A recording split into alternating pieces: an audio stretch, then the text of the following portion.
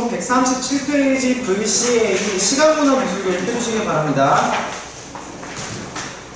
자, 우리 지난주까지 포스트 모더니즘과 다문화 미술교육에 대해서 설명을 드렸는데, 이제 중요한 건 포스트 모더니즘으로 바뀌면서 다양한 다원화, 그 다음에 또 나아가서는 이제 다양한 문화들이 배경이 된다는 얘기를 드렸어요. 근데 이제 문제점이 생긴 게 뭐냐면, VCA는 시각문화 미술교육 같은 경우에는 제가 여기서 키워드 같은 경우, 공통되는 키워드나 혹은 아니면 뭐 기본적인 내용, 뼈대를 구축할 수 있는 내용들은 여기서 다 구축이 가능해요. 근데 문제점이 뭐냐, VCA는 주장하는 사람도 굉장히 많고 교수들도 많고 주장하는 학자들도 굉장히 많아. 왜? 점점 사회가 다원화되니까 각자 발전하는 나라들이 많잖아요. 그럼 그만큼 학자들이 많아지면서 주장하는 내용들이 달라지고, 랜드하워 같은 경우에도 그 전까지는 주류로 다룬 적이 한 번도 없었는데 기출로 나오면서 사람들이 많이 알게 됐어요. 그렇기 때문에 VCA는 책을 꼭 봐야 돼요. 그래서 오늘 강의 마지막에는 제가 학년별로 책 한 권 선정해서 스터디 해오라 그래서 다음 주까지 파일 만들어서 보내라고 안내할 겁니다. 자, 일단 시각문화 미술교육 비주얼 컬처 아트 에듀케이션 첫 번째 시각 현대사회와 시각문화부터 안내해 드리도록 하겠습니다. 시각문화의 의미, 일반적인 의미부터 먼저 볼 건데요. 기존 전통미술과 모든 시각적인 매체를 통해 창출된 모든 이미지를 지칭한다. 시각 이미지를 바탕으로 주요한 정보를 전달하는 하나의 문화현상을 지칭하기도 한다. 이건 간단하죠. 그래서 그 밑에 시각적 이미지를 보면 오늘날 문화를 지배하는 대표적인 문화 양상 중 하나이다 라고 봐야 되는데, 문화를 지배하고 있대. 자, 제가 일전에 말씀드렸어요. 사람은 우리의 오감 중에서 가장 많이 사용하는 게 뭐다? 시각. 그쵸. 근데 시각이 그러면 오감 중에 몇 프로를 차지할까요? 거의 90%에 가깝게 차지해요. 그렇기 때문에 미술교육에서도 VCA가 등장하면서 미술교육의 굉장히 중요성이 대두됐고요. 자, 그리고 그 아래쪽 보도록 하겠습니다. 던컴 얘기하는 겁니다. 이거 체크해 주시고요. 시각문화는 그들이 생성되고 그들이 보여지는 신념과 가치라는 견지에서 연구될 볼 수 있는 모든 인공물로 구성된다. 자, 그래서 던컴이라는 사람이 이제 학자죠. 던컴이라는 학자가 이렇게 얘기했다는 게 기본적으로, 그래서 우리가 눈으로 보고 들을 수 있는 모든 것들은 다 시각 이미지이기 때문에 시각문화에서 중요하게 다룬다라고 볼 수가 있습니다. 자, 그리고 이제 2번 현대사회와 시각문화 보도록 하겠습니다. 자, 동그라미 1번을 보시면 시각 이미지를 통한 정보 전달, 이데올로기의 전달입니다. 자, 이데올로기 나오면은 수많은 주의 중에서도 무슨 주의라고 얘기를 해야 되죠?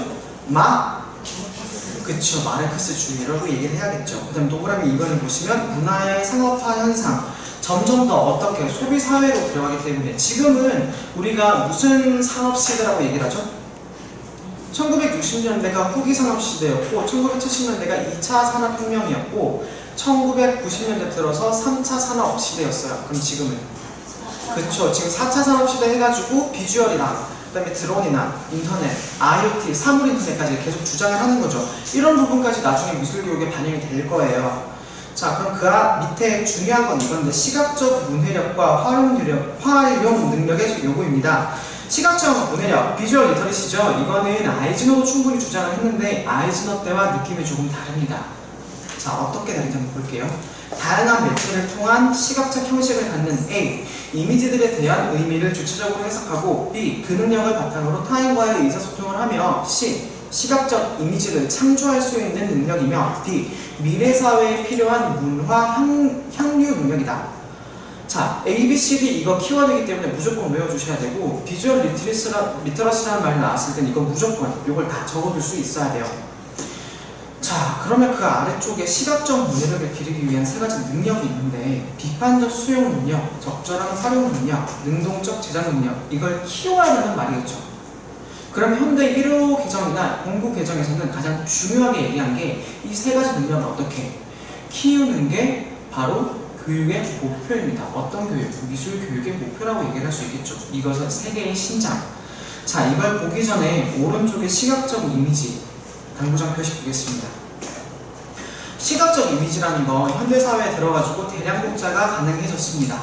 그쵸? 사람들이 보고 그걸 자유롭게 활용할 수 있어지니까요. 두 번째, 전달 매체와 시각 매체. 문화와 미술의 대중화, 사진기와 TV, 컴퓨터, 영상 등. 저만 하더라도 지금 계속 이제 카메라 들고 다니면서 애들 사진을 찍는데 서로 공유할 수 있는 사진들을 보내주면 이 사진에다가 애들이 그 위에다가 로토스코픽을 하는 작업 같은 걸 진행을 했어요. 그럼 원래 있던 이미지를 2차 가공하는 거죠. 이건 또 예전에 얘기했던 추창조와 맞아떨어지는 거예요.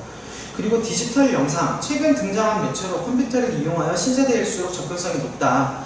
청소년기의 아이들은 시각 매체를 통해 사회의 모습을 배우며 영향을 받고 또 그들만의 문화를 만들어간다. 이게 책이기 때문에 옆에 X세대, N세대 등이 해야 된다고 얘기를 하지만 이분들도 상당히 오래된 조상들이에요. 1990년대에 X세대가 나왔고 2000년대 초반 N세대가 나왔으면 나도 여기에 해당이 안 돼. 그만큼 오래된 거기 때문에 그냥 디지털 영상이 생겼기 때문에 수용자가 어떻게 수용 미학에 근거해서 새롭게 가공하고 만들 수 있다. 이게 시각 이미지의 가장 큰 특징이에요. 자, 그러면 시각적 이미지의 특징 간단하게 제가 7가지인가요? 7가지로 정리를 했어요. 복제 가능성, 송수신 가능성, 통합 가능성, 이미지 프로세싱, 이건 다른 말로 수정 가능성이 되겠죠. 기호학적 성질, 상호작용성, 시간성이 있는데 다른 건 다 이해가 될 텐데 이미지 프로세싱이랑 송수신 가능성 이것도 쉽죠. 근데 그 아래쪽 보면 기호학적 성질, 이게 무언가를 의미를 한다면 기호가 될 수 있겠죠. 그래서 여기서 말하는 건 데리다의 해체주의, 그 기호를 해체해야 된다는 그런 의미이기 때문에 얘는 후기구조주의에 걸맞는 성격을 지닌다고 보시면 됩니다. 그리고 그 아래쪽에 시간성을 보면 같은 시각적 이미지라도 이걸 공통적인 관심사가 있는 사람들이라다, 그리고 같은 시간을 지니고 있는 사람들이라면 이해할 수가 있어. 그리고 여기서 말하는 시간성은 두 가지인데 하나는 지금 제가 얘기한 거 공통적인 시간을 같이 가지고 있느냐, 그리고 두 번째는 이게 1초부터 15초까지 시간이 연속되는 영상물이잖아요. 시각적 이미지는 하나가 아니라 영상으로 제작될 수도 있는 거잖아요. 그렇기 때문에 15초의 영상이라고 가정을 했을 때는 15초의 만약 시간을 가지고 있기 때문에 여기에 편집을 통해서 플러스가 될 수도 있고 잘라서 부분만 집어넣으면 3초짜리로 줄일 수도 있다는 거. 그래서 만드는 게 뭐다? 짤방 같은 거다 라고 얘기를 하는 거죠. 그래서 이런 시간성이랑 기호학적 성질은 반드시 개념 이런 게 있다는 거 기본적으로 알고 계시면 돼요. 이게 시험 문제에 나오진 않겠지만 여기 있는 7가지는 키워드로 여러분들이 작성을 해주셔야 되는데 요거 키워드 외울 수 있는 것들은 앞글자를 다 따시면 돼요. 복통, 송이, 기상시. 자, 이거 쉽게 외우는 방법은 뭐냐면 송이버섯을 먹었는데 기상시에 복통이 일어나서 설사를 한 거야. 이렇게 외우시면 돼요. 그러면은 송이, 기상시, 복통 이렇게 외우실 수 있겠죠. 시험자 가면 기억 안 난다? 이것만 기억나. 송이, 기상시, 복통 이렇게 외우시면 됩니다. 자, 그럼 그 아래쪽에 제가 짤방을 하나 넣었어요. 내가 고자라니! 여러분들 많이 보셨을 건데 사실 이거 제가 초등학교 때 봤던 드라마입니다. 어떤 드라마에 나왔을까요? 야인시대에 나왔던 거예요. 초등학교 5학년 때 나왔어요. 초등학교 5학년 때가 언제인 줄 알아? 1998년인가 그게. 근데 여러분들이 지금까지 보고 있죠. 이게 시간성이 어떻게 계속 대물림되고 돼가지고 지금 시간성을 같이 공유하고 있기 때문에 이 짤방을 봤을 때 이해를 하고 이거를 바꿔가지고 수많은 만화에서 패러디를 하더라도 여러분들이 이해할 수 있는 거잖아요. 대표적인 이미지로 이건 시간성을 가지고 있기도 하고 이미지 프로세싱, 수정 가능성도 지니고 있죠. 그다음에 복제 가능성까지 다 같이 가지고 있기 때문에 제가 이 짤방을 집어넣은 겁니다. 그래서 이런 게 시험 문제에 나오긴 없겠지만 이걸 보고 여러분들이 이해하기는 좀 더 수월하겠죠. 자, 그럼 다시 왼쪽에 시각적 문해력을 기르기 위한 3가지 능력으로 돌아가겠습니다. 자, 비판적 수용 능력부터 먼저 볼게요. 현대사회를 살아갈 때 가장 기본적으로 학생들이 알고 있어야 될 게 이거예요. 너무나도 많은 정보가 있기 때문에 그 중에서 어떤 걸 선택할 건지 학생들에게 알려줘야겠죠. 그러면 가장 필요한 게 뭐? 비판적인 수용 능력. 과연 이 이미지 이면에는 무언가가 존재하는가? 학생들이 개명된 비판적인 수용자, 즉 능동적이고 자립적인 미디어 수요자로 만들어야 한다. 그 다음에 적절한 활용 능력. 어느 정도 비판적으로 수용을 했다면 그걸 어떻게 새롭게 가공할 수 있는 거. 얘가 원래 가지고 있는 이미지는 이런 거다. 그럼 난 이걸 뒤집어서 새롭게 비꼬아 보겠다. 이런 걸 수업으로 적용할 수 있겠죠. 그러면 미술의 수업 과정이 하나 나타납니다. 뭐? 수용을 했어. 여기까지는 감상이야. 그럼 활용 능력은 뭐예요? 감상이 아니라면 체험이겠어? 표현이겠어? 표현이죠. 그렇죠. 똑똑해. 우리 애들 내가 이래서 많이 된다니까. 자, 사회적 커뮤니케이션에 참여하여 다른 사람들과 소통할 수 있는 자료로 활용할 수 있어야 한다. 즉 중요한 거, 시각적 이미지는 혼자 즐거우면 안 돼. 얘들아 이거 재밌지 않니? 하면서 혼자 파하 떠주면 그건 아재야. 그건 아생인 거야. 혼자 빵 터지면. 그럼 어떻게 해? 다른 사람들이 이해할 수 있도록 해야 되는 게 바로 적절한 활용 능력이라는 거예요.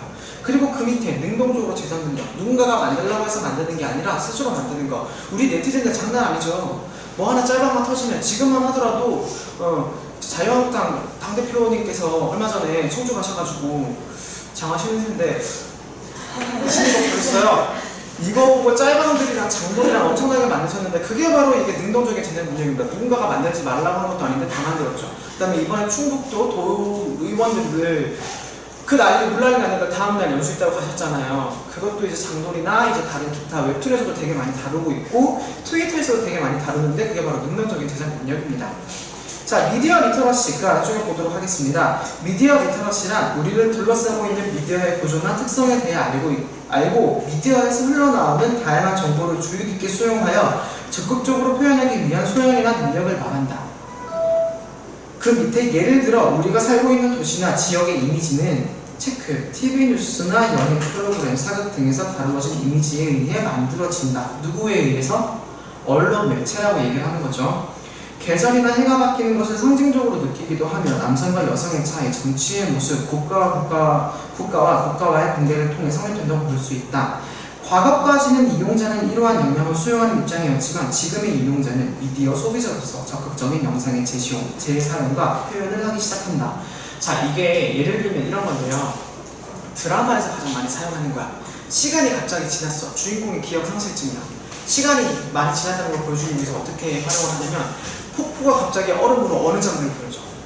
그러면 여름에서 겨울로 넘어갔다는 그런 의미를 보여주는 거겠죠. 그럼 사람들은 당연히 아, 시간이 넘어갔구나. 그런 걸 분석할 수 있는 게 바로 미디어 리터러시라고 얘기를 하는데 사실 이 미디어 리터러시에 대해서 되게 잘 설명하는 학교가 어디냐면 대진대학교나 서강대예요. 대진대 여러분 들어본 적 없어요? 모를 수도 있는데 대진대학교나 서강대학교 언론학과, 신문방송학과에서는 미디어 리터러시를 우리와는 다른 개념으로 신문과 영상에 관련된 이제 미디어 리터러시를 가르치거든요. 거기에서 이걸 이렇게 다룬다고 제가 그쪽 대학교 교본을 찾아가지고 정리를 한 거예요.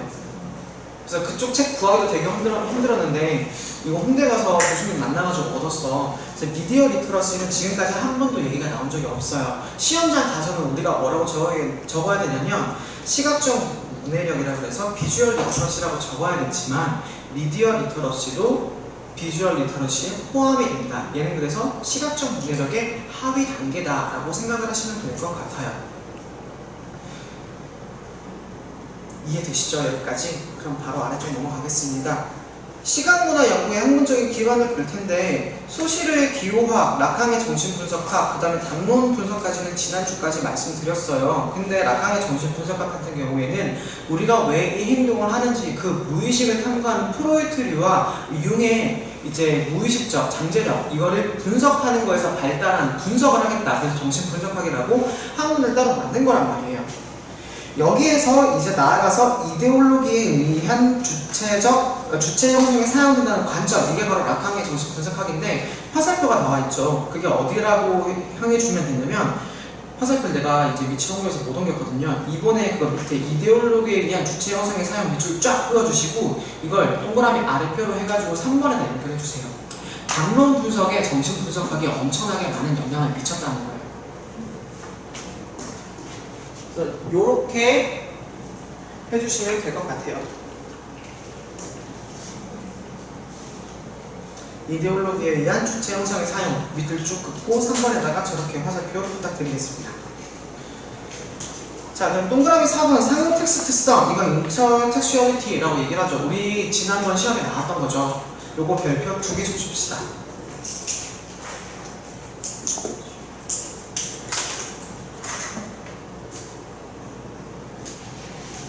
자, 상호 텍스트는 이미지나 텍스트나 하나의 대상에 의존하는 것이 아니라 다른 이미지와 텍스트에 의해 이루어지는 의미들에 의존한다는 것을 말한다. 그래서 그 안에 들어있는 저희나 곡선 같은 걸 얘기할 수 있겠죠. 그래서 둘 이상의 텍스트들이 서로의 텍스트 해독에 영향을 주거나 받음으로써, 자 여기서 체크, 영향을 주거나 받음으로써 관계를 만들어 나가는 것으로 패러디 체크, 혼성 모방 체크, 인용 체크 형식을 취할 수 있다. 그 아래쪽 보시면요. 독자는 하나의 텍스트를 읽으며 과거에 읽었던 다양한 텍스트와 관련 짓기 마련이다. 크레바스에 의하면, 크레바스 체크, 모든 텍스트든지 여러 인용의 모자이크라고 한다. 어떤 텍스트든지 다른 텍스트를 흡수하거나 변형한 것이다. 여기서 우리는 칙센트미아의 창의성을 생각할 수 있다. 이 점은 시각 이미지가 사회적 관계와 담론의 네트워크 안에 존재한다는 점을 시사한다. 제일 마지막 줄 전체 체크. 그 다음에 이거 어떻게? 위에 있는 칙센트미아요? 동그라미 쳐야겠죠. 자, 칙센트미아 같은 경우에는 예전에 창의성에 대해서 얘기할 때 한번 언급했어요. 로헨펠드와 아이즈너의 창의성 얘기하면서. 자, 로헨펠드와 치젝으로 대표되는 창의성 중심 미술 교육은 아동 안에 뭐가 있다? 창의성이 존재한다. 이걸 발현시키기 위해서는 어떻게? 발달 단계에 맞는 최소한의 진도와 환경만 제시해주고 스스로 변화할 수 있도록 해야 한다고 얘기를 했고, 아이즈너 같은 경우는 어떻게? 감상을 통해서 창의력이 증진될 수 있다라고 얘기를 한 게 기본 전제 조건이었어요. 그럼 칙센트미아어 같은 경우에는 포스트 모더니즘으로 넘어왔으니까 이전까지 있던 걸 새롭게 만들어낸다. 이거는 어디까지나 어떻게 보면은 로헨펠드와 아이즈너류의 창의성이었어요. 근데 칙센트미아어는 어땠어요? 지금 상호 텍스트로 봤을 때 이전에 존재했던 이미지들을 어떻게 재해석하고 주창조하고 새롭게 만들어 나가는 것, 이게 바로 칙센트미아어의 창의성이었습니다. 그래서 제가 제일 밑에 밑줄 긋은 거 여기 해당되는 거죠. 이게 창의성에서 정리해놨으니까 나중에 한번 찾아보세요. 제가 몇 페이지에 했을지 기억은 안 나는데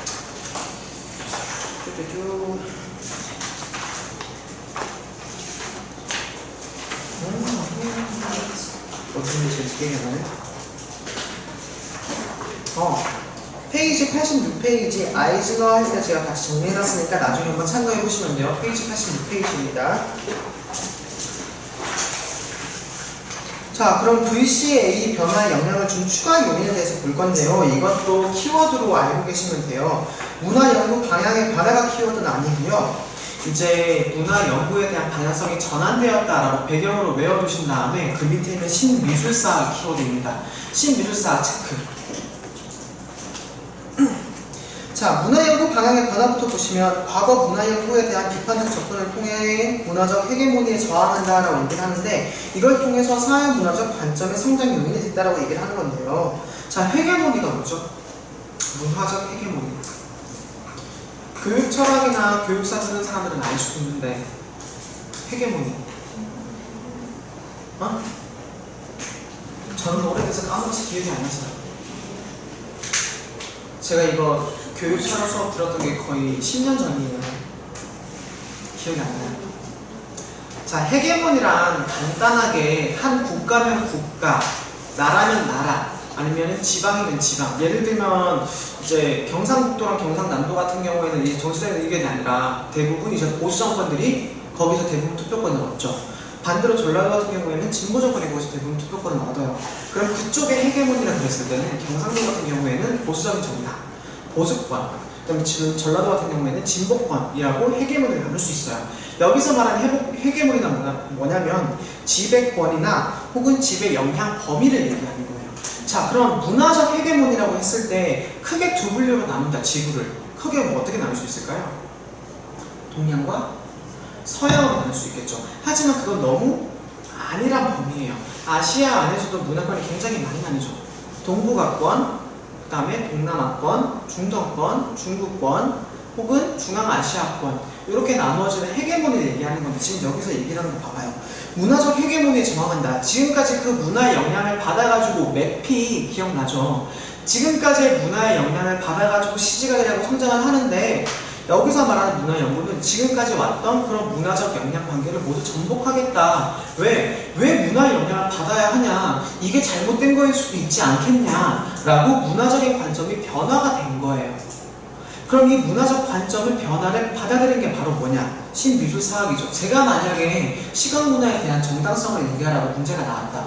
그러면 저는 키워드를 어떻게 적을 거냐? 이제 문화연구 방향의 변화로 통한 1970년대 이후 신미술사학이 등장했다라고 한 문장을 딱 정리할 거예요. 자, 그걸 바탕으로 신미술사학이 뭐냐? 모더니즘 미술의 특징은 자율성, 이미지의 창조를 우선시하던 점을 상호 텍스트성과 사회적 이데올로기로 헤게모니의 해체로 접근합니다. 비판적 이론을 바탕으로 한 사회적 이데올로기 노출에 주력했다. 뭐 이미지 속에 무언가가 있다. 그 이미지를 해체하자. 왜 1970년대 이전까지는 모더니즘이 기수였어요. 미니멀리즘 이전까지. 미니멀리즘은 1970년대 나와가지고 포스트 모더니즘으로 넘어가는 과도기였죠. 그럼 1970년대 이전까지는 모더니즘으로서 자율성과 독창성이 굉장히 중시됐단 말이야. 그럼 하나의 작가의 의도 제일 중요했어. 근데 포스트 모더니즘으로 되다 보니까 사실 그 안에 하나하나를 보면은 문화적 헤게모니가 반영되어 있다. 그래서 그럼 그 문화적 헤게모니를 다 뒤엎어버린다면 이 작품의 원래 의미가 뭔지 알 수 있고 학생들한테 감상을 시킬 때 그런 걸 기본적으로 알려줄 수 있지 않을까라고 생각이 든다 라고 들어온 게 바로 심리학 사학이고요. 사실 얘는 16명의 미술학자 16명의 미술학자의 논문에서 시작했어요. 그래서 대학교 논문이 굉장히 중요하고 얘는 미술과 이제 미술이니까 당연히 이제 미국과 유럽에서부터 시작이 되었는데 지금은 이게 주류로 자리 잡았는데요. 자리 잡기까지 얼마나 걸렸냐? 20년이 걸렸어요.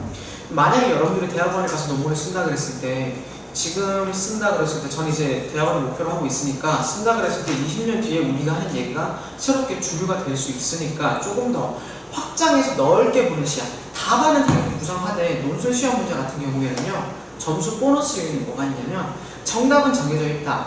그렇지만 그 정답의 플러스로 자기 의견을 얼만큼 피력할 수 있는지에 대한 내용이 들어간다면 논술에서 가산점을 받을 수 있다. 아무리 틀린 내용일지라도 키워드가 빠졌을지라도 자기 의견을 정당하게 얘기한다면 왜냐? 논술 문제 같은 경우에는 틀려도 답을 줄 수가 있대요.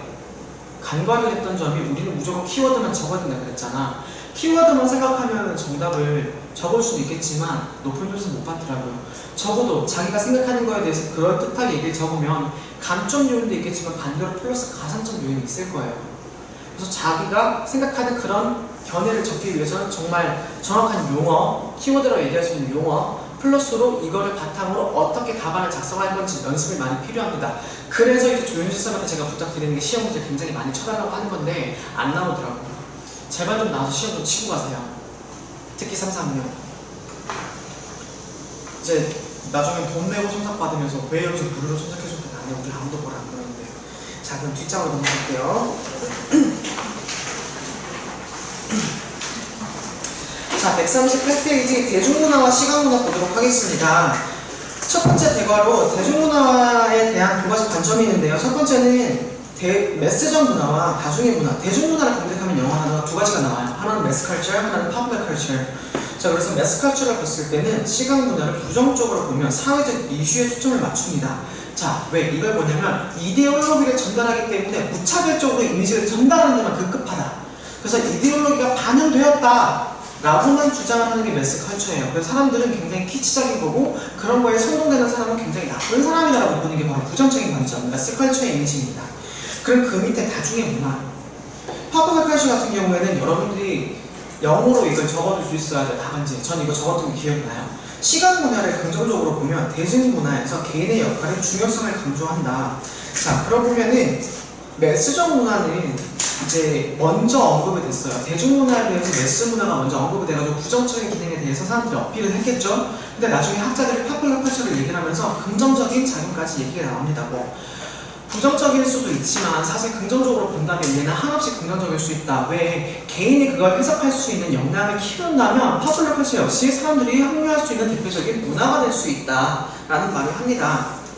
그래서 아도르노 기억하죠? 나중에 밑에 보겠지만 아도르노는 굉장히 부정적인 사람이었는데 아도르노에 대한 주장은 여러분 세계미술용어 서점에서 찾아볼 수 있어요. 대중문화 검색하면 꼭 찾아보세요. 축제 아도르노의 대중문화 생사.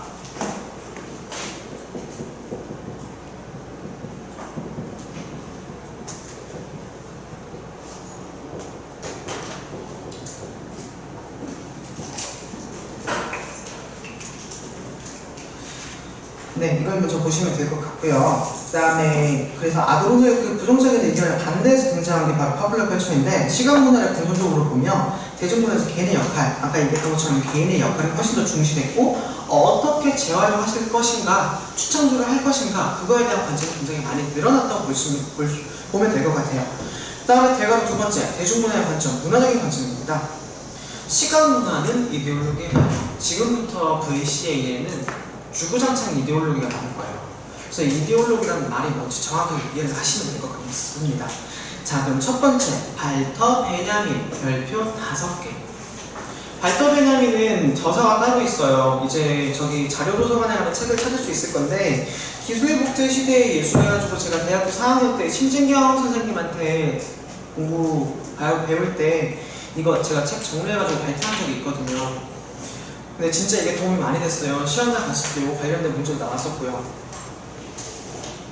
이건 다 연결이 되는데, 시뮬라크르와 시뮬라시옹이 이제 형성될 수 있게 된 배경도 사실은 발터 베냐민이 주장을 했습니다. 자, 첫 번째 발을 보시면 이미지의 복제성에 주목을 했습니다. 바로 긍정적인 접근이었겠죠. 이미지는 수정이 가능하다. 아까 시각적 이미지의 특징이죠. 발터 베냐민은 그래서 뭐냐면 과거에는 이미지의 복제가 쉽지 않았다. 사진 같은 게 없었으니까. 근데 지금처럼 기술 복제 시대에는 영상도 촬영 가능하고 사진도 찍을 수 있다. 그만큼 수정이 용이해졌다. 따라서 원작보다도 뛰어날 수 있는 작품들이 훨씬 더 많고, 우리는 원작을 감상하는 게 아니라 무엇을 보냐? 사진으로 감상을 하고 있죠. 근데 발터 베냐민은 1920년대에 이걸 주장을 했어요. 20년대, 30년대. 근데 지금 2000년대죠. 그 당시에 발터 베냐민이 조금 어떻게 됐냐면 집중을 못 받았어요. 그 당시에는 이게 너무 이른 학문이었어. 근데 오히려 1990년대 이후로 등장하면서 발터 베냐민이 새롭게 주목받습니다. 그래서 이 사람의 인생은 고우랑 비슷해요. 말년이 되게 불우해요. 전혀 집중을 못 받다가 1990년대 돼가지고 집중을 받으면서 와, 이건 정말 혁명적인 철학이고 미학이다 라고 얘기를 받습니다. 그래서 우리가 뭐냐면 원작을 봤을 때도 사실 이런 경험이 있을 거야. 이거 사진에서 봤던 것보다 생각보다 크네. 이거 사진에서 본 게 훨씬 더 자연스러운데 이게 좀 실제로 보니까 되게 작다, 별로네 라고 느낀 적이 한 번쯤은 있을 거예요. 그걸 뭐라고 얘기를 하냐면 아우라의 제거라고 얘기를 합니다. 원본이 가지고 있는 그 특별한 고유성을 얘기를 하는 거죠. 자, 두 번째 봐요. 예술품이 사진술에 의해 복제됨으로써 작품의 원본성, 진품성, 유일성의 가치의 순배적 가치가 사라졌음을 설명한다. 그래서 그 아래쪽에 작품을 보다 객관적이고 비판적인 입장에서 설명할 수 있는 요인으로 인식하며 사회개혁의 동력으로 봤다. 자, 마지막 바 같은 경우에는 나중에 뭐에 영향을 미치냐면 VCA, 당연히 영향을 미치겠죠. 그리고 나아가서 VCA에서 패러디 수업의 정당성을 부여합니다. 이거 키워드예요. 패러디 나오면 무조건 이거 적어줘야 돼요. 발터 베냐민까지 나와줘야 돼요. 자, 일단 아우라부터 설명을 하면은 우리는 기존에 이탈리아 가보시면 힘들어 보세요. 지금 여기서 이탈리아 가보시면 바티칸 박물관 지금 여기서 한두 번 정도밖에 없어. 실제로 성모 마리아 피에타를 본 사람이 몇 명이나 될까? 미켈란젤로의 피에타를 거의 없겠죠. 근데 우리는 사진으로 봤기 때문에 피에타의 자료 정보도 모두 알고, 철학적 근거도 알고, 작품 제작 배경도 알고, 느낌도 알고 있어요. 실제로 보면 감동은 받겠지. 근데 이미 우리가 이걸 원본으로 실제로 보기 전에 뭘로 너무 많이 봤어? 사진. 그쵸? 사진으로 너무 많이 봤기 때문에 우리가 처음 그 작품을 봤을 때 느낄 감동을 사진으로 이미 접했기 때문에 아우라는 어떻게 됐을까요? 일정 부분 제거가 된 상태일 거란 말이에요.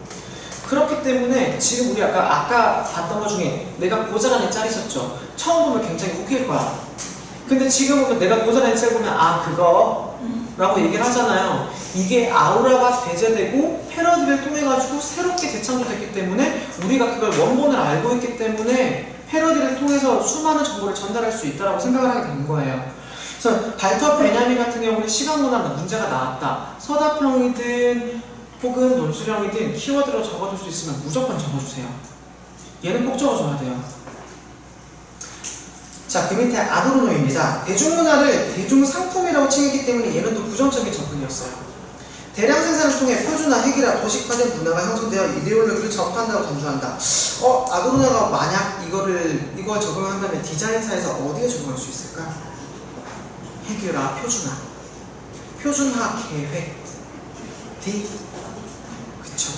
독일 공장문명, DWG 얘기할 수 있겠죠. 아마 거기서 많이 봤다라고 생각할 수 있겠죠. 자, 그 밑에 구조주의입니다. 시각, 기호학과 미술이니까 이데올로기를 반영을 규명해내는 것, 그 다음에 소설의 기호학을 바탕으로 접근했다는 걸 얘기를 할 수 있고, 자, 밑에 문화주의적 관점인데, 문화적 관점은 이데올로기를 반영을 했다, 문화의 지배를 받는다라는 거고요. 문화주의적 관점은 문화적 관점에서 조금 발달한 거예요. 한번 볼게요. 문화는 인간의 삶을 담고 있는 생활 양식으로 보고 종족과 민족의 의상, 음악, 재의 제사를 말하는 거죠. 미술 등은 모두 상대적으로 가치가 있다. 자, 여기 체크해 주시고 문화주의적 관점은 위에 있는 거 문화는 이데올로기를 반영하는 거지만 문화주의적인 것은 서로 존중해 줄 수 있다. 상대적 문화주의. 우리 다문화 미술 교육하면서 얘기했었죠. 5번째 단계. 상대적 문화주의를 얘기를 하는 겁니다. 동그라미 2번. 문화에 대한 엘리트주의를 비판하면 문화의 수동적 소유보다 체크, 능동적인 생산, 인간의 행위와 실천을 중시했다. 자, 그리고 마지막으로 수용자 관점이 있습니다. 동그라미 1번 줄 쳐주세요. 수용자의 능동성, 기능성을 강조하는 관점입니다. 자, 아까 얘기했다시피 이데올로기를 분석을 했으면 능동적으로 제작할 수 있어야겠죠. 적절한 활용 능력. 수용자가 대중문화를 선택, 향유, 소비, 해석하는 행위는 능동적인 문화 실천 행위라는 입장. 이것 자체가 미술 교육이 될 수 있겠죠. 동그라미 2번 체크, 의미 고정성을 탈피한 관점. 자, 의미가 고정되어 있고 배워야 된다. 이건 DBA의 관점이에요. 근데 탈피했어. 그럼 뭐야? 무슨 미학? 수용미학. 이렇게 뻗어나가야죠. 수용미학. 상호작용 속에서 의미를 형성한다. 이건 의미 만들기 위한 미술이죠. 자, 요거 책 제목인데 누구 교수님일까요? 공주교대 박정희 교수님이에요. 상호작용 속에서 의미 형성, 개인의 경험과 지식, 감수성의 차이에 따라 반응의 수용 방식이 달라진다. 그 다음에 동그라미 3번 제일 중요한 겁니다. 수용자는 또 다른 생산자이다. 체크해주세요. 요거 제해석과 추천도 나오죠. 페이지 99쪽에 하르트만의 제 후경, 그 다음에 전경 얘기 나왔던 거 기억할 거예요. 전경과 후경과 관련된 거니까 같이 보도록 하세요. 자, 그럼 그 밑에 이미지, 대표적인 이미지 두 개가 있어요. 네트진이 만든 TV 프로그램 패러디 포스터 해가지고 웰컴 투 무한골 나왔죠. 이거 무한 도전을 패러디한 거다 보니까 웰컴 투 무한골 딱 원래 복막골이라는 영화 포스터에 무한도전의 등장인물들이 집어넣어서 패러디로 만들었다는 거. 여기서 볼 수 있는 거는 이미지 프로세싱도 가능해졌고 복제 가능성도 볼 수 있고 앞에 봤던 시각적 이미지의 7가지 가능성이 모두 다 들어갔다는 거예요. 그 다음에 오른쪽에 있는 진주기고를 한 소녀 영화 속 한 장면인데 이거 영화배우 누군가요? 여러분 이 영화 본 적 있어요? 스칼렛 요한슨? 제가 이거 감상비평 패러디 수업할 때 이거 딱 보여주면 애들이 좀 더 놀래요. 왜냐면 스칼렛 요한슨은 애들 이미지에서는 블랙 위도우 하나밖에 없거든요. 근데 블랙 위도우가 지금 여기서 19살 때 이 작품을 찍고 그때 상을 받았어요. 저는 이거 언제 봤더라? 대학교 1학년 때인가? 다운받아서 봤는데 그냥 제가 베르메르를 굉장히 좋아해가지고 베르메르에 대해서 찾아보다가 이 영화를 알게 됐고 봤는데 스칼렛 요한슨이 이 영화 때문에 떴거든요, 사실은. 그래서 진주기고를 한 소녀 봤을 때 실제 원작이랑 크게 차이가 없이 거의 비슷해요. 좀 인상이 좀 더 센 거 말고. 근데 이걸 보고 난 사람들은 원작보단 이걸 더 많이 기억해요. 그럼 뭐가 배제된 거야? 그렇죠. 원작의 아우라가 배제된 거죠. 그럼 뭐가 된 거야? 시뮬라시옹이 발휘가 된 거죠. 시뮬라크르가 발휘가 돼서 지금 사회가 어떻게 된 거예요? 시뮬라시옹들이 들어가는 거죠. 여러분, 내가 꼬자라니 앞에 있는 짤방보다 더 많이 본 게 웹툰에서 그걸 따라한 패러디일걸?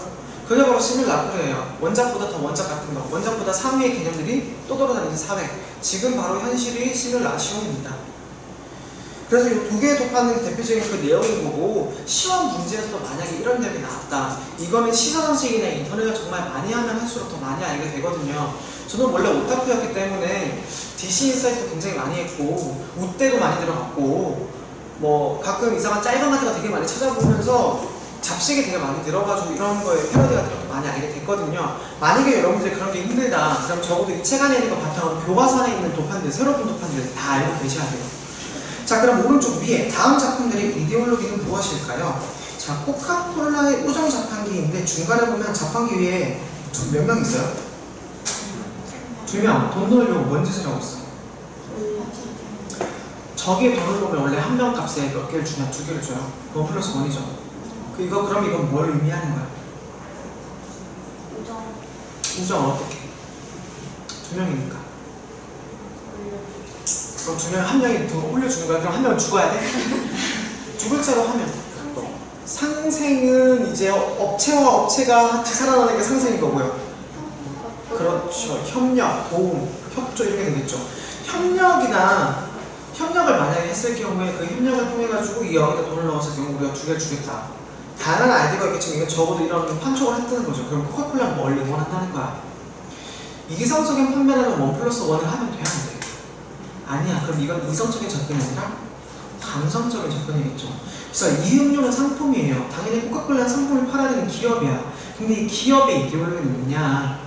아주 이성적인 게 아니라 감성적으로 협력을 하고 협력을 통해 가지고 주변에서 노력을 했겠죠. 협력을 통해 노력을 했다면 성취할 수 있다라는 기쁨을 맛보여주는 거죠. 노력을 통한 협력을 통한 노력 혹은 노력을 통한 협력 그리고 그걸 통해서 뭐 성취감 이게 키워드인 거예요. 이런 식으로 여러분들이 이걸 처음 봤을 때 적어줘야 돼요. 자, 이거 수많은 네이버 캐스트 앱인데도 아이디어는 있겠지만 제가 이거 적을 때는 저 혼자 생각하고 여러분들한테 설명하기 위해서 키워드를 정리한 겁니다. 이렇게 키워드를 생각하는 것도 여러분들 충분히 공부가 될 거예요. 왜? 시험장에서 키워드를 누가 알려주는 게 아니니까 스스로 생각해내야 될 거야. 그래서 노력을 하면서 성취를 한다, 협력을 한다. 그 다음에 이걸 통해서 뭐 감성적인 접근을 통해가지고 뭐 코카콜라는 이걸 통해서 이미지를 생산했겠죠. 뭐 어떻게? 우리 기업은 판매를 하는 게 아니라 응원을 한다. 여러분들의 우정을 그 기업의 이데올로기를 어떻게 감성적으로 접근했다는 측면. 자, 그럼 그 아래쪽에 코바코 문화체육관광부에서 코바코에 의뢰해서 만든 안녕 우리 친구하자. 이름도 쓰임새도 모두 다른 손가락.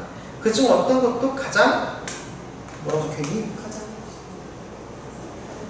가장 튈 수는 없습니다. 함께 할 때 뭐라고 적혀있는데요. 자, 보면은 손가락들의 색깔이 조금씩 다 달라요. 하얗게도 하고 조금 노랗게도 하고 까맣게도 하고 붉으스름하기도 하고. 자, 그러면 이건 뭘 얘기하는 걸까요? 당연히 다문화. 그쵸, 다문화 얘기하고 있어요. 당연히 다문화인데 우리 그런 얘기 많이 하죠. 5손가락 중에 깨물어서 안 아픈 손가락이 있냐? 있을 수는 있어. 있을 수는 있는데 그렇다고 안 아픈 손가락이 없진 않잖아. 아픔의 차이가 좀 있을 뿐이지. 그럼 뭐예요? 세계인은 동일하고 각자의 역할이 있으며 각자 모두는 소중하고 그걸 교육을 통해 전달하겠다라고 하는 다문화주의적인 관점인 거죠. 그럼 이걸 통해서 뭘 전달하겠다? 차별을 하지 말자. 인간은 모두 동등하고 존중받아야 할 마땅한 존재이다라고 얘기를 하는 거죠. 그럼 키워드 세계인 동일, 각자의 역할, 각자의 소중함, 차별 금지, 존중, 동등 이런 것들이 키워드가 되겠죠. 시험 문제는 이런 포스터가 나와요. 왜? 교과서에 실려 있으니까. 자, 그럼 138페이지 제일 아래쪽에 대괄호 3번 보겠습니다. 시각문화 교육으로서의 대중문화입니다. 청소년과 대중문화는 당연히 청소년들은 문화 어떻게 해? 인터넷에서 보는 거나 아니면 영상 같은 거 보면은 자, 걸그룹 누가 뭐 했대? 야, 저거 봐봐. 누가 에뛰드에서 티어달링 미신트를 샀대. 이번에 새로 나온 체리 블로썸 컬러래. 그러면 어떻게 돼? 다음날 모두가 다 사. 네, 우리 반 애들인 건 안 비밀. 그래서 당연히 소비 지향적일 수밖에 없고 이성적이보다는 문화적 감각 형성, 문화적으로 감각적, 감성적으로 접근하겠죠.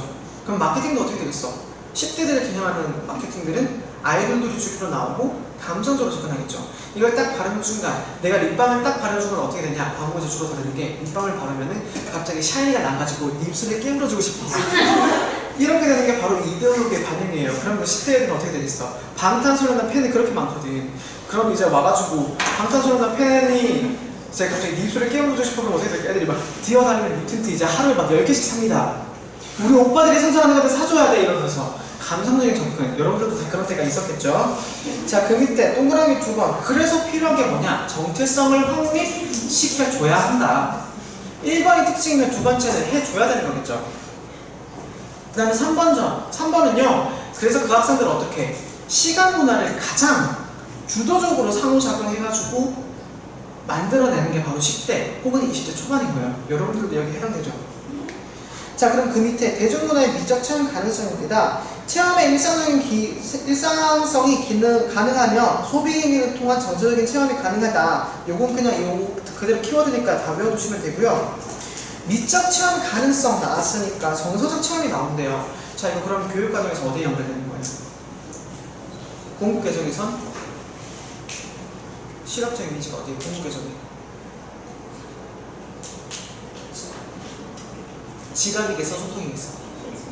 체험에서 소통 영역이 여기 해당되겠죠. 그럼 1호 개정에서는 소통 플러스 연결이 되겠죠. 둘 다 체험, 미적 체험을 얘기하는 거니까. 그럼 이건 딱 체크해주고 교육과정에서 이거 물어보면 노출형이 나왔다. 바로 적어줘야죠.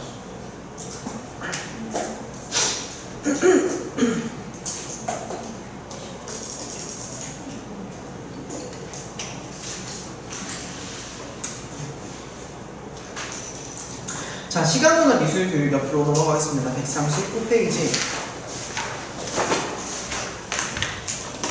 자, 시각문화 미술교육의 개념을 보시면요. 1번 시각적인 인공물과 그 행위의 해석을 볼 수 있는데요. 주변의 모든 시각적 이미지가 학습의 대상이다.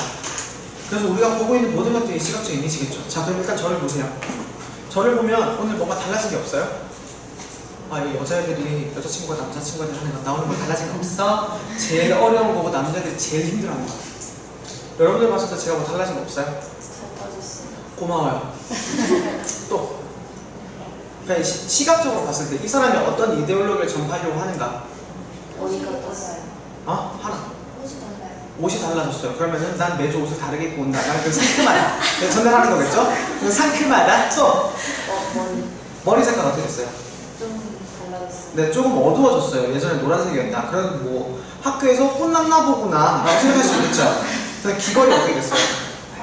색깔 달라졌죠. 그럼 뭐 나는 지루한 걸 못 참는구나. 그래서 이런 걸 보면 다른 말로 하면 관상인데 이제 하도 이제 사람들을 많이 접하다 보고 그런 일을 하다 보니까 상담도 많이 하다 보니까 그 사람 얼굴만 보더라도 성격 같은 걸 대부분 알 수가 있는데 특히 메이크업 같은 거에서도 여러분들 이데올로기가 있어요. 웃기면서 이제 이해할 수 있는 건데 속눈썹을 당연히 마스카라도 하겠지만 2개씩 붙이고 찍어서 올리는 사람들이 있어. 이 사람들 같은 경우는 뭐 어떤 이데올로기가 있을까요? 2개를 딱 합쳐가지고 풀을 붙인 다음에 뷰러로 찍고 마스카라 이렇게 해서 올리는 사람들이 있어. 뭐냐면 일단 첫 번째 이데올로기 몇 가지 예측해서 첫 번째 오늘 클럽 가는 거야. 2번째 눈에 보통 컴플렉스가 있는 거야. 마지막 3번째는 뭘까요? 나 오늘 환불하러 가는 거야. 이런 이데올로기가 있을 수 있고요. 입술 색깔이 만약에 빨간색을 바르는 사람이랑 핑크색을 바르는 사람이랑 주황색을 바르는 사람이 있어요. 주황색을 짙게 바르는 사람들은 뭘까요? 나는 평범한 걸 싫어한다는 걸 주로 얘기를 하는 사람이고요. 피부톤에 맞는 다양한 색깔을 시도하는 걸 좋아하는 사람이야. 그럼 빨간색은? 나 오늘 작정하고 나왔어. 약간 이런 느낌이에요. 그럼 분홍색을 바르는 사람은? 데일리죠. 그러면 오늘 급하지만 대충 하고 나왔지만 예쁜 건 포기할 수 없어. 이런 느낌이에요. 여자를 통해서 얼굴 통해서 이게 메이크업 이데올로기라고 실제 학문이에요. 있어요. 농담 아니야. 서경대 뷰티 메이크업 디자인과 가면 이거 수업해요 1학년 때. 제가 참가하고 왔잖아요.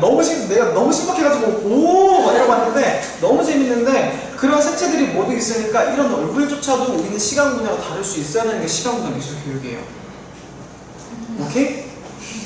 자 여러분 미국으로 진출하는 가수가 있어요. 근데 메이크업을 CL처럼 하는 사람이 있고 김태희처럼 하는 사람이 있는데 누가 먹힐까? 왜? 튀니까 인상이 강하지. 그럼 어떻게? 김태희는 그냥 예뻐. 서양인들도 봤을 때도 미국 사람들도 그 사람이 예쁘다 그래. 근데 시애를 보면은 그렇잖아 와 이런다고.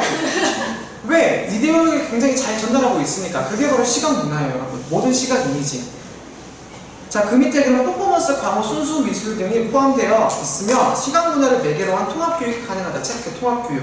여기서 말하는 통합은 무슨 교육일까요? 과학도 되겠지만 더 큰 범위는 뭐겠어? 사회과 교육이죠. 사회와 윤리 교육. 우리 대표적으로 여기서 볼 수 있는 거 남편이 떠났습니다. 10억을 받았습니다. 보험 광고 기억해요? 남편 죽자 10억 나왔다고? 그 광고 왜 비판받았어요? 남편 죽이고 돈 받는 게 자랑이냐? 그걸 어떻게 광고를 실하긴 실한데 그게 그렇게 긍정적인 건 아니었잖아. 슬픈 건데 굉장히 어떻게 밝게, 해맑게, 깨끗하게 맑게 자신있게 나왔죠. 그런 걸 보면은 이게 시각적 미디어로서 사람들이 왜 공부를 못하냐, 공부를 받았느냐 이런 것들이 바로 이런 것들 때문이에요. 여기 나와 있는 내용 때문에 통합교육으로 가능하기 때문에 윤리적으로 옳지 않다라고 사람들이 공감하기 때문에 그럼 이런 통합교육은 뭐 문화의 영향을 받을까 안 받을까? 받겠죠. 그 아래 학생들의 흥미와 사고 행동 양식에 영향을 주는 시각문화 영역을 교육에 수용하자는 것이다. 자 그러면 시각문화 교육의 필요성에 대해서 얘기가 나오는데요. 첫 번째는 미적인 체험이 가능하다. 이거 아까 얘기했던 체험과 소통입니다. 적절하게 선택하고 능동적으로 합리화할 수 있다. 그 다음에 동그라미 2번 형식 내에 정보를 포함하고 있다. 여기서 형식 동그라미. 자 우리 아이즈너가 형식 얘기할 때 그 형식은 어떤 형식이었어요? 아이즈너가 형식을 얘기할 때 본질 중에서 형식을 얘기한다면 입만 뻑뻑거리지 말고 음속으로 하지 말고 대답을 해. 뭐였어요? 작품 자체가 가지고 있는?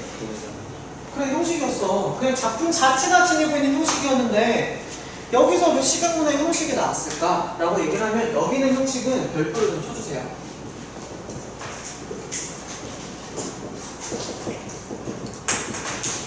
자, 시각문화 안에 있는 형식은 바로 뭘 말하는 거냐면 형식주의의 형식이 아니에요. 자, 형식주의의 형식은 미적인 쾌였어. 미적인 쾌. 보자마자 아름다운 것들, 시각적으로 느껴지는 우아함, 이런 게 바로 형식주의 형식이었는데 시각문화의 형식은 바로 뭐냐면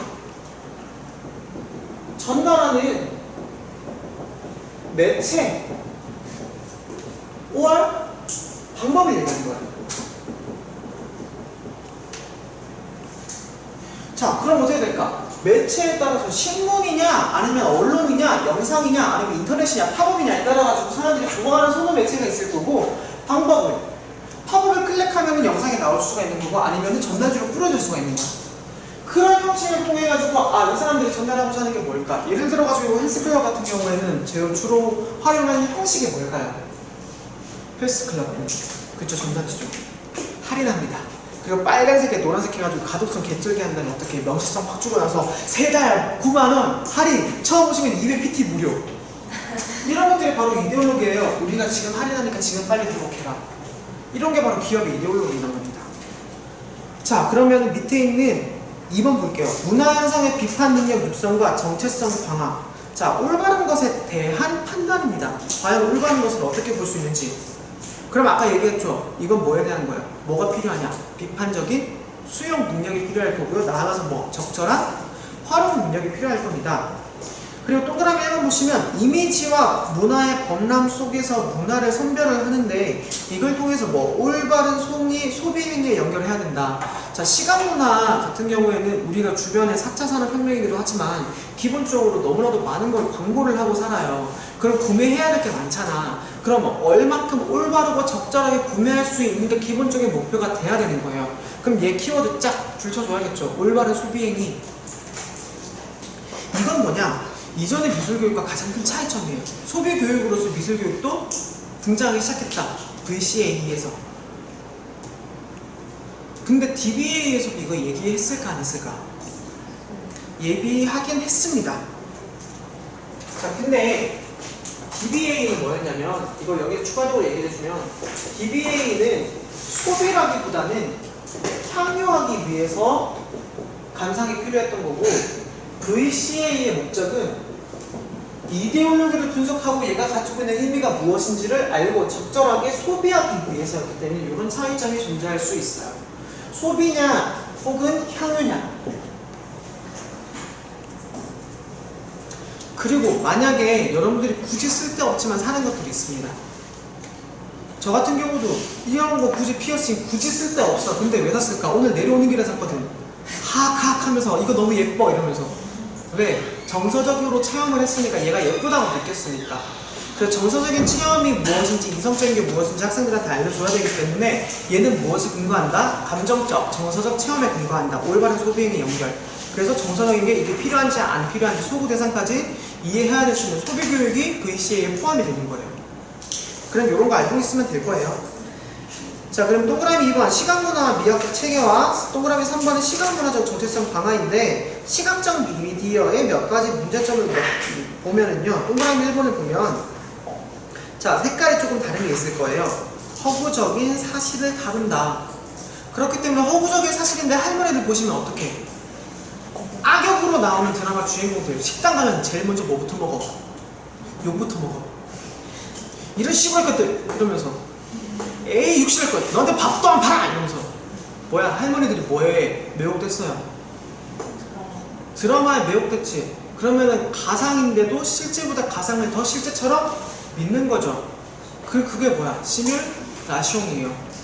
그렇기 때문에 허구적인 사실을 다룬다. 드라마, EX로 드라마를 얘기해도 될 거예요. 그리고 옆에다가 욕쟁이 할머니.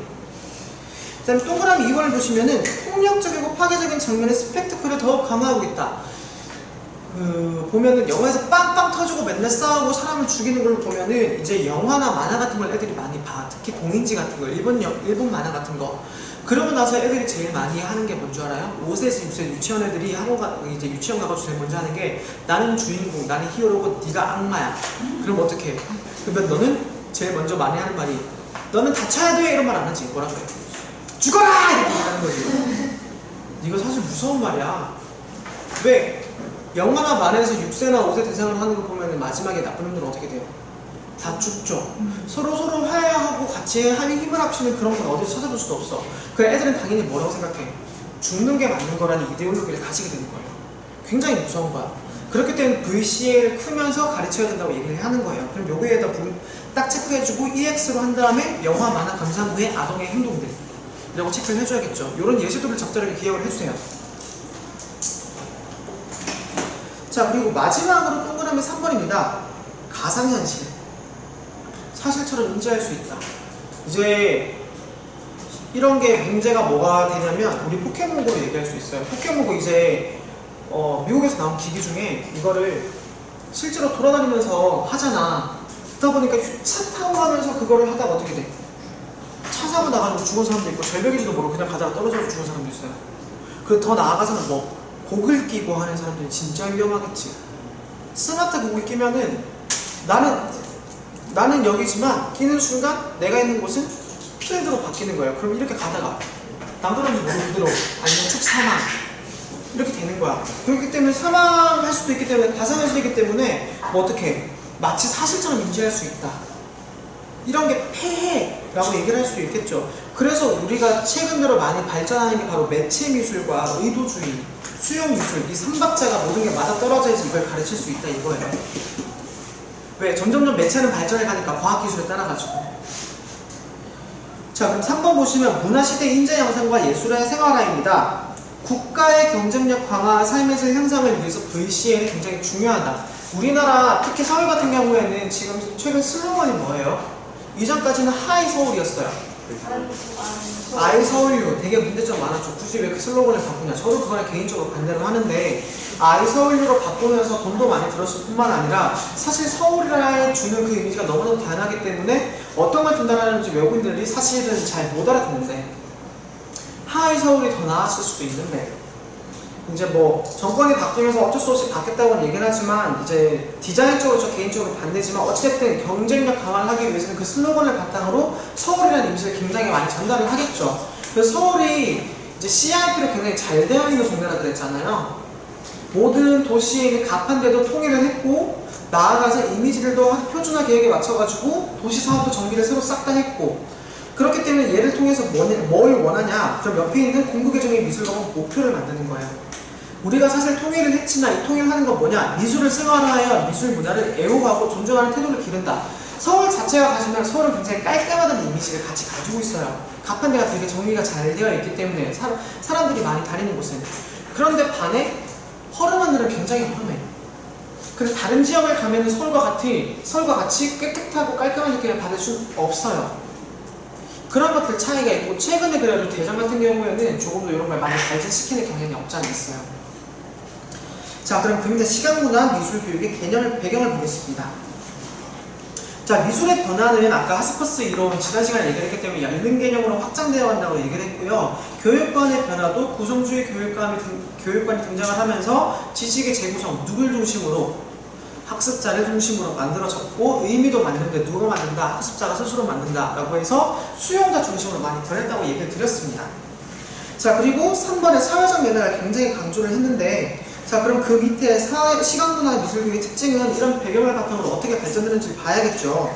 교육과정에 정말 어마어마하게 많이 영향을 미칩니다. 조금 이따 쉬는 시간에 옆에 있는 공부개정 미술 과목의 주제 표현에 가, 표현 방법에 가, 조형유생 원리에 다 찾아가지고 앞에 있으니까 다 작성을 하시면 됩니다. 일단 1번 볼게요. 제작과 비평의 공생을 강조를 합니다. 동그라미 1번. 작품 제작에 초점을 두고 자신의 의미 체크. 자신의 의미를 탐구하기 위해 비평적 질문과 의문을 제기한다. 이것만 보면 무슨 말인지 어려워. 자신의 의미가 뭔데? 뭘 것 같아요? 이건 다른 말로 자신이 세상을 살아가는데 필요한 역할이에요. 자신의 일이란. 자신이 세상을 살아가는데 필요한 역할. 그렇기 때문에 어떤 걸 배워야 할지도 누가 해야 돼? 자신이 필요한 거니까. 누가? 애미가? 네. 내가. 다른 말로 답안지에다가 내가 적을 거 아니잖아. 나는 교사인데. 누구예요? 그쵸. 학습자를 배달했죠. 학습자에게 권한이 어떻게 막강하게 부여가 된 거죠. 그래서 그 밑에 이걸 바탕으로 수업 과정을 어떻게 설계할 것인가를 보면 4단계로 나눌 수 있어요. 비판적 이해 및 제작을 통해 학습자에게 자율적인 학습권 권한을 부여했는데 일단 첫 번째는 발견을 해야겠죠. 어떻게? 이전과는 다른 관점으로 접근을 해야 되니까 새로운 관점으로 접근을 합니다. 새로운 관점으로. 어떻게? 사회적 문제점을 발견을 할 수 있게 작품의 의미에 의문을 가져야겠죠. 우리는 되게 단순하게 가져요. 대표적인 걸로 보면은 여러분들이 좋아하는 기업체들이 있을 거예요. 아니면 뭐 개인적으로 좋아하는 선호하는 브랜드들이 있을 거고 그 선호하는 브랜드가 가지는 이미지에 대해서 감상 수업을 진행하게 되면 되게 재밌는 내용들이 많이 나오거든요. 자, 농심이라고 딱 얘기를 하게 되면은 여러분 제일 먼저 뭐가 떠올라요? 너구리, 신라면, 또? 응? 아니야, 그런 거 얘기해줘야 돼. 또. 너구리, 신라면, 라면밖에 없어? 새우깡, 또. 이걸 상위의 개념 뭐야? 농심은 무슨 기업이야? 식료품 기업이야. 그럼 식료품 기업에는 딱 먼저 떠올라질 거 아니에요. 근데 당연히 그렇게 생각했는데 사실 농심에는 식료품만 있는 게 아니라 화학도 있어요. 몰랐잖아. 근데 농심에서 주로 광고하는 게 뭐야? 식료품만 광고를 하니까. 그러면서 농심이 딱 주고 농심 화학이라는 때 애들한테 물어보는 거지. 농심에 화학이 있을까 없을까? 없을 것 같아요 라고 얘기해주면 실제 기업을 얘기해주면 애들이 되게 놀라. 진짜 그래요? 그럼 LG라 그랬을 때, 삼성이라 그랬을 때 여러분들 제일 먼저 떠오르는 게 뭐예요? 갤럭시, 휴대폰이죠. 그럼 삼성전자밖에 모르지. 근데 삼성에 뭐도 있는지 알아요? 삼성 화학도 있고요. 삼성 케미컬, 그게 삼성 케미컬이지. 제일 모직도 삼성 거고요. 삼성 바이오 과학도 있어. 의외인 것도 많잖아. 삼성 내과학 연구소도 있어요. 몰랐잖아. 전 이런 거를 해가지고 이미지의 문제점을 찾아서 애들한테 전달을 하는데 굉장히 재밌어요. 애들이 막 헐 막 이래. 그래서 기존적으로 기업체들이 가장 잘 나가는 것들을 광고를 때립니다. 이걸 통해서 어떤 이미지를 전달하려고 하는지 보여주지만 사실 그 이면에 있는 것들은 이제 어떻게 교사가 준비해줘서 발견을 할 수 있도록 도와줘야 돼요. 새롭게 관점으로 접근을 합니다. 그럼 사회적 문제점을 발견을 할 거고 작품의 의미의 의문을 지니게 만드는 거죠. 이 과정은 나중에 지도안 있으니까 지도안을 통해서 보도록 할게요. 자, 그럼 옆에 있는 계획해가지고 EX에도 제가 일부러 비워놨거든요. 자, 새로운 관점으로 접근을 하게 됐어. 대표적으로 EX를 들 수 있는 게 뭐냐? 게르니카예요. 게르니카. 피카소의 게르니카 작품. 게르니카가 터졌어. 폭격을 맞았어. 그럼 이전까지 역사하라 그랬으면은 실질적으로 사실적이고 그런 비관적인 전달을 해야 되는데 피카소는 어떻게 했어? 왜 굳이 사실적으로 해야 되냐? 새로운 관점으로 접근을 했죠. 그럼 새로운 의미를 만들기 위해서 계획을 합니다. 나는 내가 봤던 가장 분할주의적인 걸로 사람들이 의문을 가지고 한 번 더 탐구할 수 있도록 만들겠다 라고 했고 옆에 있는 실행 단계로 게르니카를 연결합니다. 그래서 어떻게? 입체주의적으로 벽화를 제작을 했겠죠. 그 결과 게르니카 어떻게 됐을까요? 호평받은 세계적 명화로 인정이 됐죠. 자, 평가는 그래서 어떻게 되냐? 의미 전달, 기호로서의 전달을 잘 되었는지 확인을 하는 거고 발견, 계획, 실행의 평가. 여기에 해당되는 게 두 가지의 질문을 얘기할 수 있는데 여러분 이건 좀 적어주세요. 발견, 계획, 실행의 평가인데 적절한 이미지를 제시했는가? 시각 기호적 이미지를 활용했는가? 뭐 활용 혹은 재활용을 해도 돼요. 적절한 이미지를 제시했는가? 기호 시각적 이미지를 활용했는가? 요 두 가지가 평가 기준, 성취 기준이 되겠죠. 이걸 바탕으로 VCA를 진행을 할 수 있는 겁니다. 적절한 이미지를 제시했는가? 기호 시각적 이미지를 활용했는가? 자, 그 아래 그럼 동그라미 2번입니다. 발견, 계획, 실행, 평가의 과정을 거치며 활동을 중심으로 비판적 이해와 권한 부여의 보장과 발전을 기대한다. 다음 그 밑에 있는 2번, 3번, 4번, 5번 있죠. 이거는 기본적으로 여러분 다 외우고 계셔야 되는 거. 패러다임도 제시해야 되고, 다문화적 입장도 지지해야 되고, 자연스러운 이미지도 학습해야 되고, 미적 가치와 사회적 이슈도 동시에 탐구해야 되고. 자, 그럼 그 옆에 시각문화 교육의 특성이 있는 이 4개도 당연히 다 외워야겠죠. 자, 그 다음에 여러분 페이지 127쪽에 사회적 상호작용이라고 밑에 적어주세요. 127쪽에 사회적 상호작용.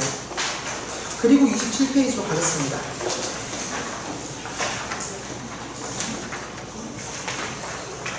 네, 127페이지.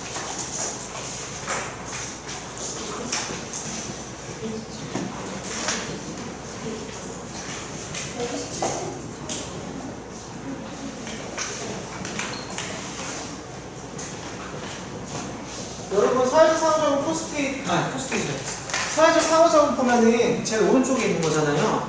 실용주의 미학인데 이게 글씨 전체에 해당되는 거예요. 그럼 제일 네 번째는 이거고, 그냥 막 외우라 그러면 무슨 의미인지 모르잖아. 그럼 실용주의 미학 있으면 사회지향교육 해가지고 밑에 화살표로 쭉 나오는 목을 있죠. 다 외우셔야 돼요. 이게 성취 기준이고 이제 수업 지도안에 나오는 내용이니까 여기는 요 네 가지를 쭉 포스트잇에 정리해가지고 여기 139페이지에다가 붙여넣기 하세요. 그래서 같이 보시면 돼요. 그래서 학습의 특징을 보면서 이 질문을 보면 이해가 좀 더 확실하게 될 겁니다. 139페이지 맞니? 네.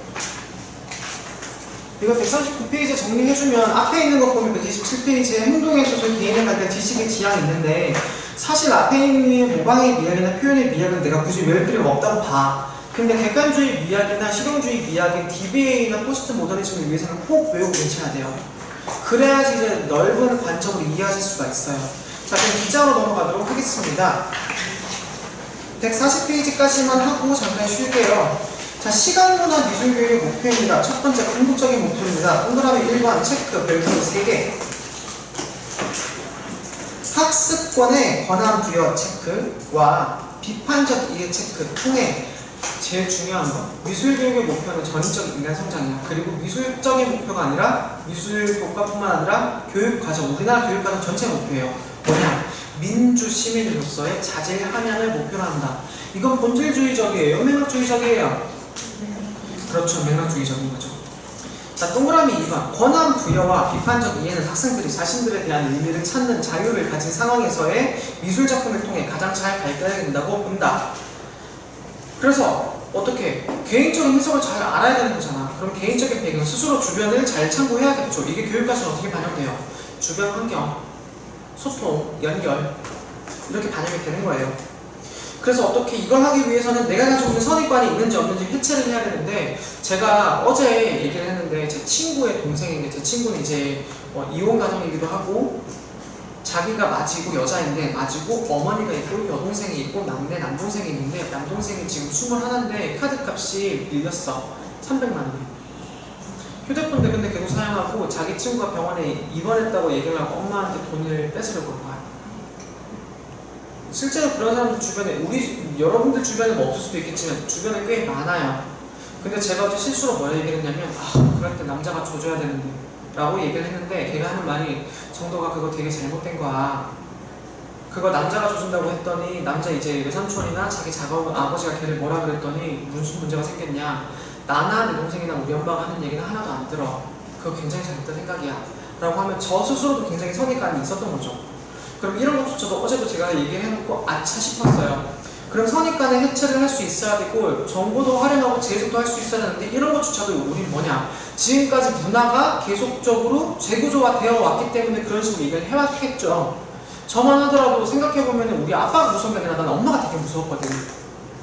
근데 나도 모르게 뭐라고, 남자가 혼내야 된다고, 남자는 남자가 혼내야 된다고, 이런 것조차도 사실은 선입관을 해체해야 된다는 얘기인 거예요. 이런 게 여러분들 생각할 수 있는 대표적인 예시 사례를 좀 기억을 해주시면 좋을 것 같아요. 그리고 옆에 있는 거 밑에 있는 거 보시면은 그 대표적인 작품이 점판지의 치유의 만찬과 돈은 당신 그리고 사랑을 살 수 있다. 이게 누구의 작품일까요? 누구 작품? 이 작품 많이 봤을 건데? Buy Me Right Now, 이거. 나를 사.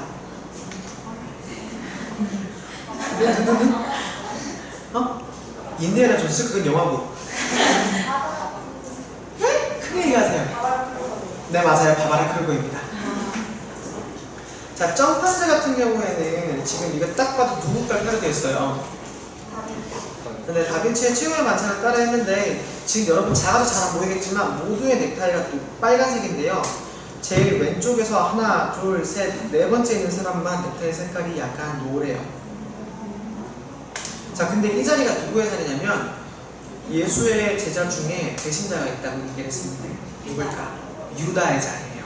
유다 자리에서 또 동그라미 쳐주세요. 근데 이거 사실 사람 얼굴이 아니라 사람 얼굴에 뭐 쓰고 있는 거게?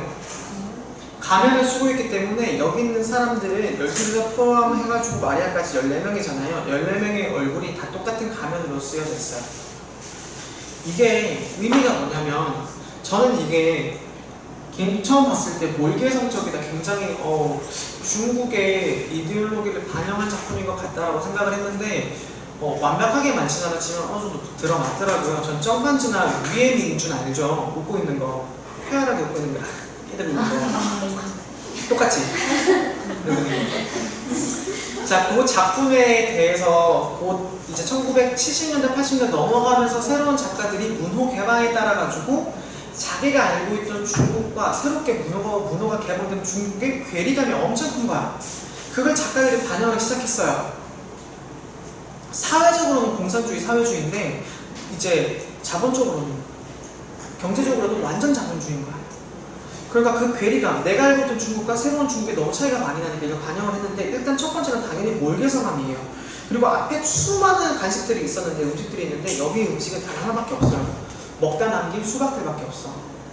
그러니까 몰개성함이 가장 큰 특징이겠죠. 그리고 모두의 얼굴은 다 똑같아요. 쌍둥이 같아. 그리고 여기에다 수박도 그렇고 사람 이제 넥타이도 그렇고 빨간색이잖아. 사회에 중국은 개성을 인정하는 사회였을까 아니었을까? 아니라는 걸 간접적으로 증명을 하고 있죠. 그래서 중국의 사회주의를 의미를 하면서 이 작품을 통해서 근데 유다의 자리에 있는 사람은 새로운 문호를 받아들여야 되는지 안 받아들여야 되는지 굉장히 헷갈리는 거야. 그럼 유다의 자리에 있는 건 누굴까? 작가 자신일 수도 있고 새로운 신세대일 수도 있는 거야. 그러면 격동기, 변화기, 문호 개방기를 거친 중국의 지식인들 혹은 신세대들이라는 입장이 되겠죠.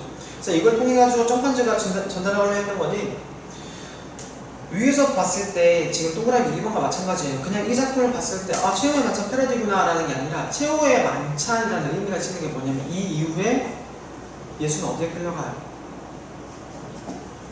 언덕 위로 끌려가. 그래서 박히기 때문에 최후의 만찬이 가지고 있는 의미는 마지막이다. 그래서 이 작품에 대해서 의미도 중국, 이전 시대 중국까지와는 결별을 보한다라는 의미를 전달하고 있겠죠. 그래서 이게 이 작품이 가지고 있는 작가 개인적인 의도가 뭔지 해석적으로 접근을 해야 되고 선입관을 해체를 해야 되는데 그냥 보면 모른다는 거죠. 이런 식으로 생각을 할 수 있겠구나 라고 접근을 해야 되는 거예요. 그리고 옆에 있는 돈은 당신 그리고 사람을 살 수 있다. 이 말은 즉슨 바바라 크루거는 상업적인 예술로 굉장히 유명했던 사람인데 반대로 이 사람은 상업적인 미술을 하면서도 동시에 상업적인 미술을 비판했어요. 뭘 살 수 있대? 당신 그리고 사람을 살 수 있대. 살 수는 있어. 근데 돈 필요 없다고 사람을 착하는 사람도 많잖아. 나중에 와서 후회하겠지만. 근데 이거 상업성을 비판하기 때문에 상업적인 동시에 상업성을 비판하기 때문에 철학적이에요. 그래서 이건 선입관을 해체하기 위해 가지고 스스로를 작품화 시켰다는 거죠. 그리고 아이가 어떻게 메롱을 하고 있다는 점에서 굉장히 멋들어지게 하고 있지만 메롱 어떻게 상업주의를 비판하고 있다는 그런 꼬이는 걸 보여주는 거죠. 바바라 크루거는 나중에 그래서 팝아트에서도 다룰 거고요. 여러분들이 이제 타이프 아트에서도 다룰 수 있어요. 네오아트 같은 데서도. 자, 그러면 밑에 덩컴의 주장입니다. 덩컴의 주장 동그라미 2개, 별표 2개. 아까 우리 덩컴 얘기했었으니까. 동그라미 1번 경험은 어떻게 학습자의 문화 경험을 시작되는 것이다. 당연한 말인데 동그라미 2번이 중요해요. 따라서 학습자의 관점의 변화를 통해 이런 변화라는 건 아까 제가 얘기했다시피 공심이 있으면 화학 같은 걸 얘기를 하는 거겠죠. 변화를 주어줄 수 있어야겠죠. 통해 다양한 맥락을 반영해야 하며 이를 통해 체크, 시각 문화의 내용을 자기화할 수 있다. 이전까지 그대로 받아들여지는 것들을 어떻게 다시 한번 꼬아서 생각할 수 있도록. 그렇기 때문에 우리가 교과서 분석할 때도 시각 문화를 굉장히 중요하게 다루는 이유는 교과서에서 가장 많이 나오는 부분인데다가 VCA는 꼬아서 생각하기 때문에 학자들마다 주장이 굉장히 다르다. 그래서 여기 있는 것뿐만 아니라 책까지 봐야 한다고 얘기를 하는 겁니다. 자, 동그라미 3번. 사회적 가치와 이슈가 없을 경우 교육적 가치가 없다. 이거 별표 쳐줘야 돼요.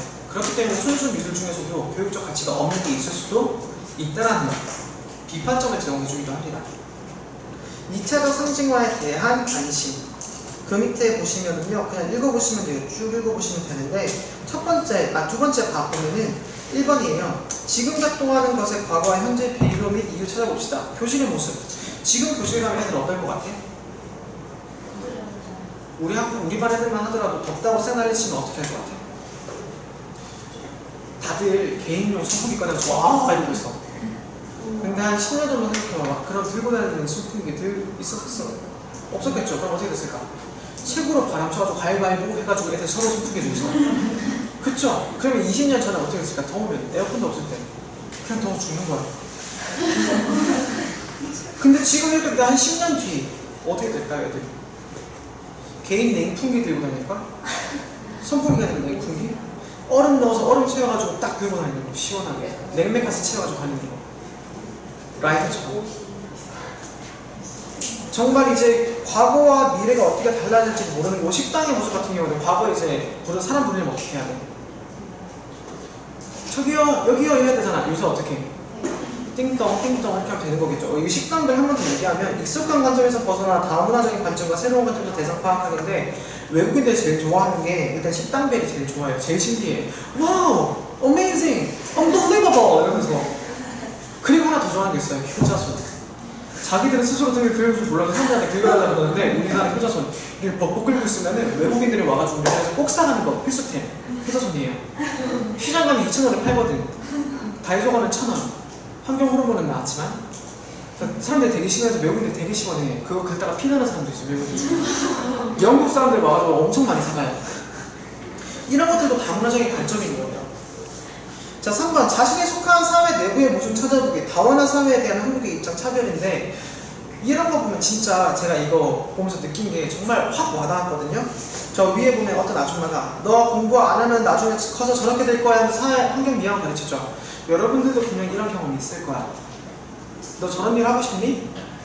근데 직업에 귀천은 없다라는 말과 완전 정반대 되죠. 이것도 차별인데 그 밑에 있는 사람 봐봐. 너 공부해서 저런 분들도 살기 좋은 세상 만들어야 해 라고 해놓고 공부 안 하면 이렇게 무식한 사람 되는 거야 라고 가르치는데, 사실 근데 이 아줌마도 말을 잘하는 게 아니야. 왜? 직업에 귀치는 이성이 반영되어 있죠. 단점. 저런 분들도 살기 좋은 거. 저 사람이 이 일이 좋아서 선택했을지 어떻게 하는 거야? 지극히 자기 주관적인 관점인 거죠. 그럼 여기에서 차별을 하지 않고 있는 사람은 단 하나도 없어. 그럼 뭐라 그래야 돼? 나중에 너 공부해서 나중에 저런 위대한 사람들도 인정받을 수 있는 사회를 만들어야 돼 라는 얘기를 해줘야 되는 거지.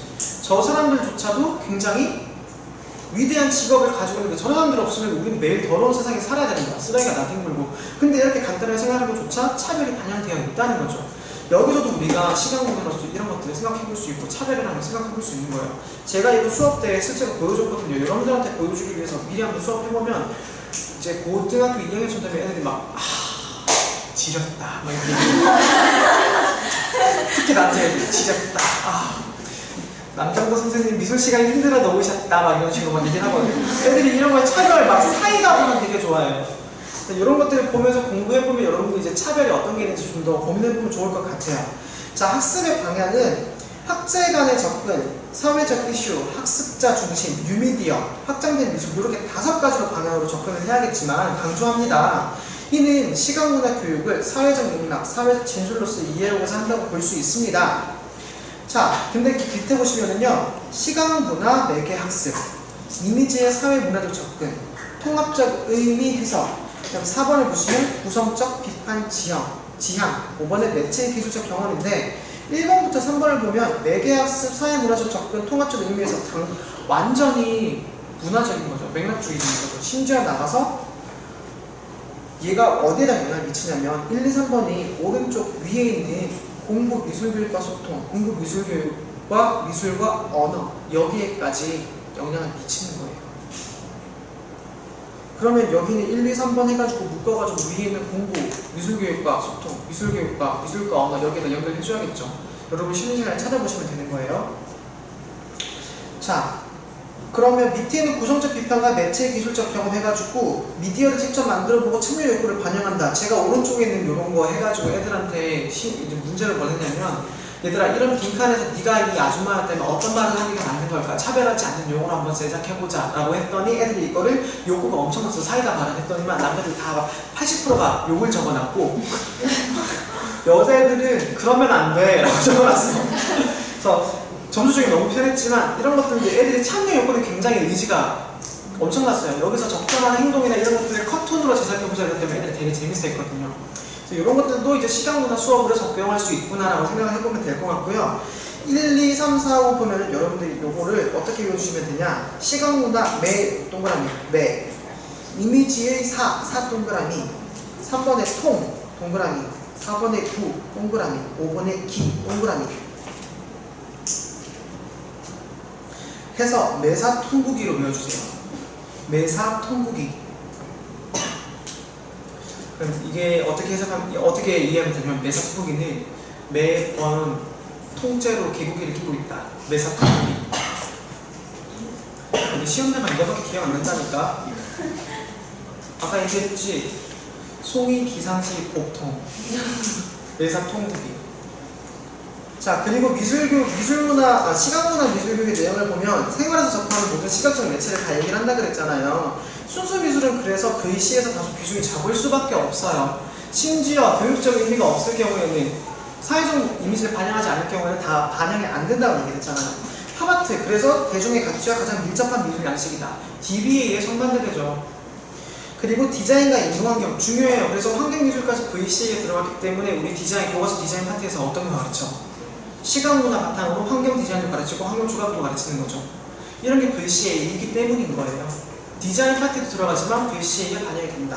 그럼 마지막에 4번 광고 별표 3개. 이데올로기를 가장 잘 활용하고 있기 때문입니다.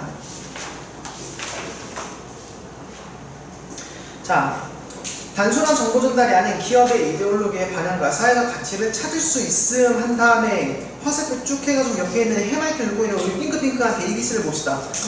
바비에서 얘기하는 건데 10대도 아니고 아주 어린 8살에서 10살 사이에 있는 아이인데 핑크색인데다가 화장품 광고야. 그럼 이 화장품 누가 쓰는 거야? 아동이 쓰는 화장품을 만들 필요가 있을까? 굳이? 얼굴에도 안 좋을 텐데? 그럼 바비 화장품에서는 뭘 전달했던 걸까? 왜 그리고 핑크색일까? 우리 나중에 배우겠지만 여성 아동 하면 제일 먼저 떠오르는 색깔? 핑크. 근데 남자가 핑크 좋아하면 다들 뭐라 그래? 넌 남자가 무슨 그런 색을 선택하니? 하지만 남자의 색은 핑크야. 원래 핑크색은 남자가 유행을 선도했어요. 핑크 맥작이 따로 있었어. 그 사람이 이름을 따가지고 핑크가 만들어진 거야. 거짓말 아니야? 진짜 그래요. 근데 이제 핑크는 점점 여성을 상징하는 색깔이 되었죠. 그러면서 이것도 성차별적인, 색채학에서 성차별적이 나왔기 때문에 이건 어떻게 가장 여성스러운 색깔로 핑크를 얘기한 거예요.